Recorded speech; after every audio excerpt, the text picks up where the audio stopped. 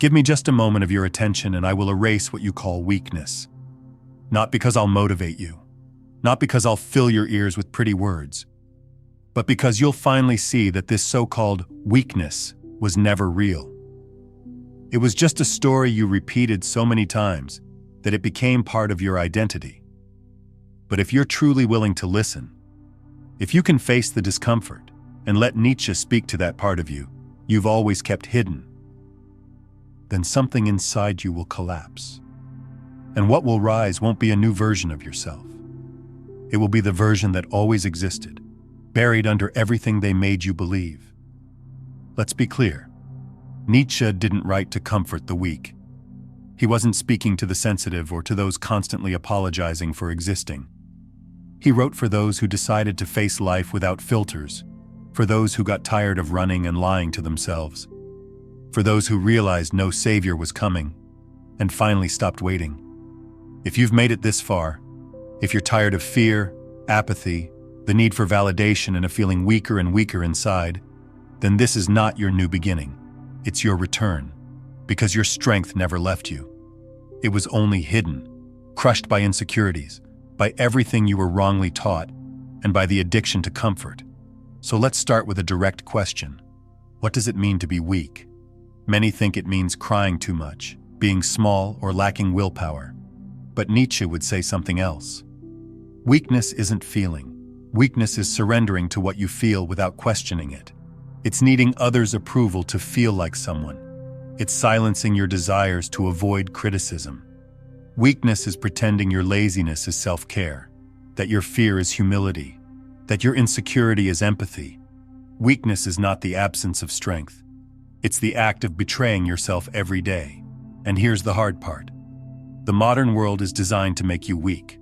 School taught you to obey. Culture taught you to conform. Media taught you to accept failure with a smile.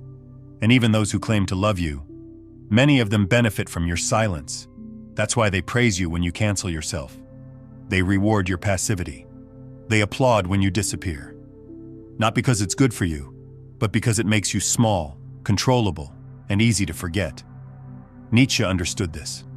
He saw how society turns you into a domesticated version of yourself. And he warned, the individual has always had to struggle not to be overwhelmed by the tribe. And he wasn't talking about physical fights. He meant the battle of the mind, to be true to yourself in a world that wants to shape you, to remain dangerous, not violent or chaotic, but dangerous, in a world that wants you obedient and predictable.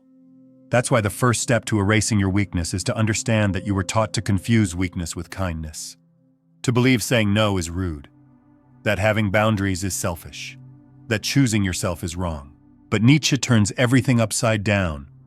He claims that true strength, the kind that makes you magnetic, respected, and unforgettable, comes from refusing common thinking, rejecting safety, and letting go of the need to be liked. So let me ask you, who are you when you no longer need to be liked? Not hypothetically, truly. Strip away your filters. Stop editing yourself. If no one expected you to be nice, agreeable, modest, or passive, who would you be? What would you say? What would you demand? What would you walk away from? Most people don't know, because they built their entire identity on reactions and opinions.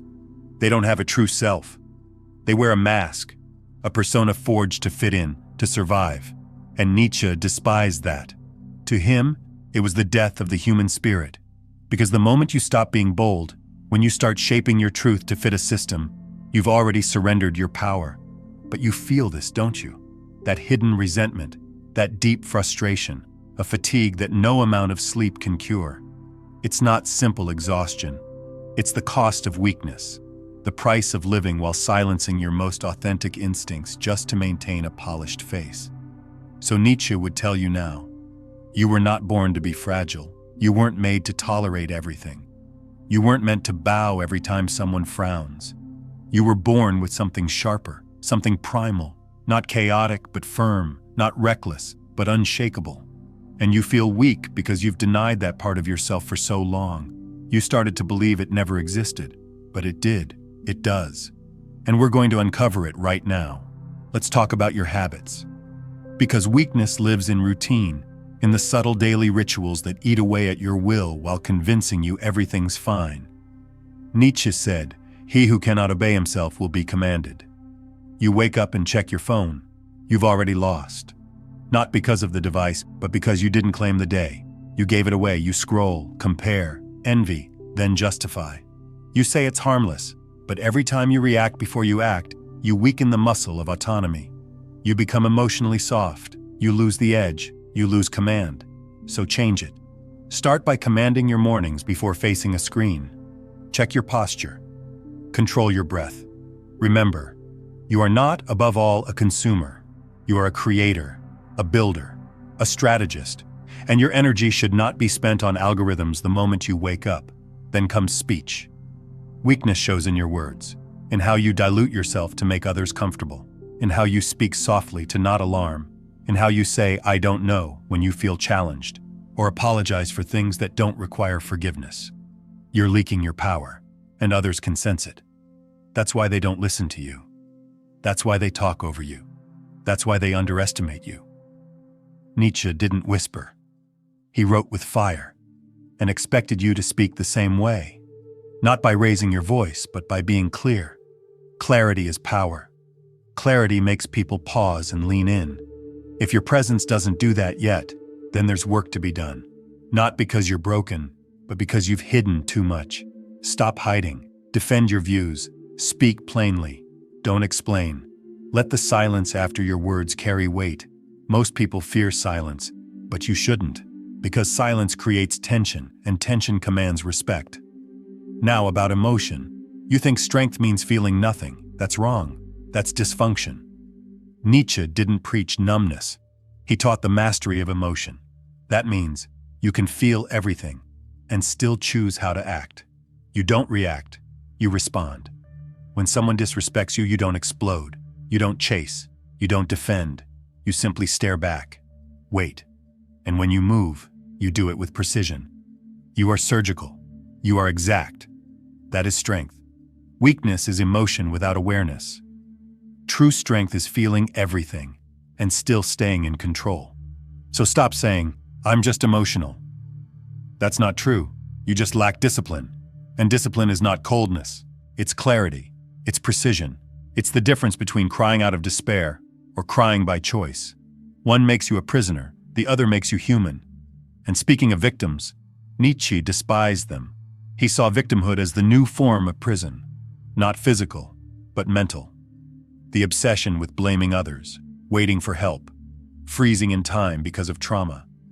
He never denied pain. What he denied was paralysis. So do this. Stop telling your story like it's a never-ending tragedy. Stop repeating your trauma as if it defines who you are. Stop using your pain as a way to get attention. Start turning it into strength. Because here's the truth. No one really cares that much about what you've been through. What matters is who you become because of it. If you can become someone grounded, calm, and inwardly strong, then your past becomes fire, and your scars become armor. Nietzsche said, "He who has a why to live can bear almost any how." But here's the catch. That why isn't something you find. It's something you choose. You don't wait for it. You decide. You build it into your day. And the moment you do, weakness begins to fade. Because when the path is clear, distractions lose their grip. The drama stops. Doubt becomes just noise. And weakness? It loses control. So decide. Now. Who do you serve? What are you building? What do you protect? What will you no longer tolerate? Make it concrete. Write it down. And make it non-negotiable. Because if you don't, the world will decide for you. And it will give you a weak why. One that makes you obedient, broken, and easy to forget. But that doesn't have to be your ending. Not anymore. When this ends, you'll be someone else. Now we go deeper. Let's face what's holding you from within. Let's dismantle the patterns that keep you caged. And let's reconnect you with who you really are. The version of you that was never broken, only trapped. And if you've made it this far, that says everything. You are different. Most people can't stand having their wounds touched. Most run. They switch videos. They chase distractions. They pretend they already understand, but not you. You're still here. That means something inside is waking up, something forgotten, strong, pure. Nietzsche didn't write only about power. He spoke of the fear others feel in the presence of power. He knew that weakness isn't just physical or mental. It's something deeper. It's existential.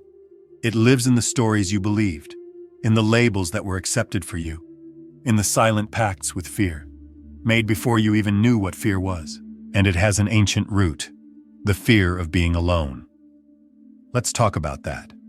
You've spent your life trying to fit in. School taught you to ask for permission to exist. Your friends demanded you stay just like them. Your family taught you to hide what made others uncomfortable.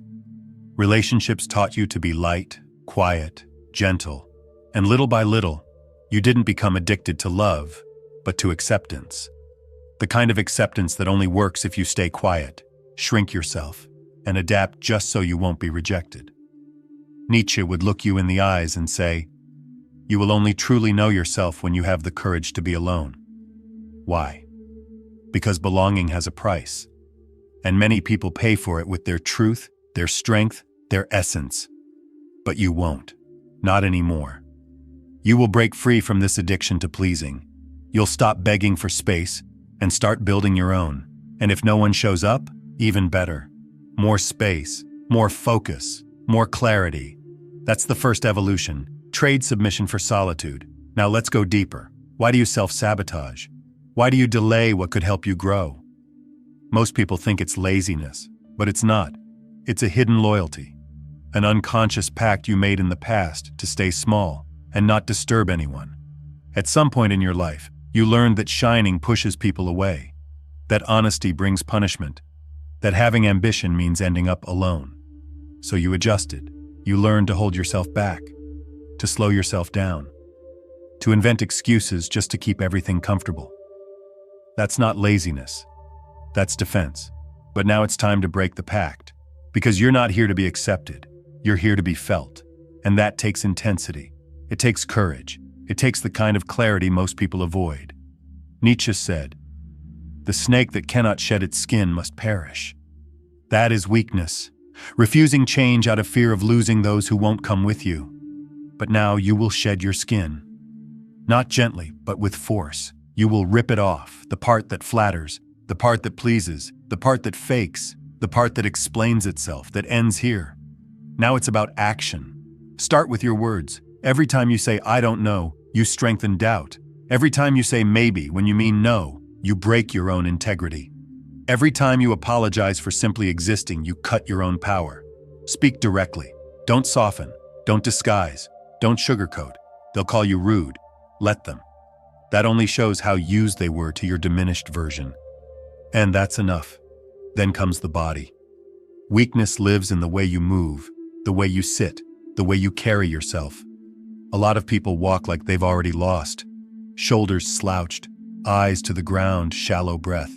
A person's story is written in their posture. But now, it's your turn to change everything. Stand as someone who knows they're being watched. Walk as someone who expects to be followed. Sit as someone who doesn't ask for permission. In any room you enter, you lead. Not with brute force, but with presence. And presence is born from certainty. And certainty comes from living in alignment. So ask yourself, what do you believe in so deeply that you'd walk away from anything that doesn't honor it? Write it down. Carry it with you. Live by it. Let it bleed into everything you do. Now let's bury something else. Victimhood. Nietzsche despised the modern obsession with glorifying pain. He saw it as a prison. When you turn pain into identity, you become addicted to weakness. You grow loyal to your wound. You find meaning in it. But here's the truth. No one cares what you survived. They care about who you became because of it. And if all you became was bitterness, fear, or fragility, then your story won. Rewrite it. Don't say, "I'm a survivor." Say, "I am a builder of fire." Don't say, "I was hurt." Say, "I became untouchable." Don't say, "I have anxiety." Say, "I cultivate my peace." Words are spells. Speak with force, or remain silent. And now we close, because deep down, you already knew all of this. Somewhere inside you, your strongest, clearest, and most serene self heard every word and felt it. It remembered what strength is. what clarity is, what it means to guard your energy the way a king guards his kingdom, to reject conversations that shrink you, to say no with firmness, to say yes only to what strengthens you, to sit in silence and not try to fill the void. This is not self-help. This is home, and you just returned to it. But here lies the dilemma. You can no longer pretend. You can't go back to what you were, the one who self-sabotaged, who delayed, who broke promises to himself. Because now you know. And once you know, only two paths remain: evolve or lie. So choose. Be the man Nietzsche would respect. Not the loudest, not the most admired, but the most true. The one who looks in the mirror and sees no doubt, only presence. This is your new standard. Protect it with everything. Because yes, your life depends on it. If this video spoke to you, if something inside you awakened, like, subscribe, and share it with someone who needs to hear this. Here, transformation is constant, and you've already begun on this inner odyssey.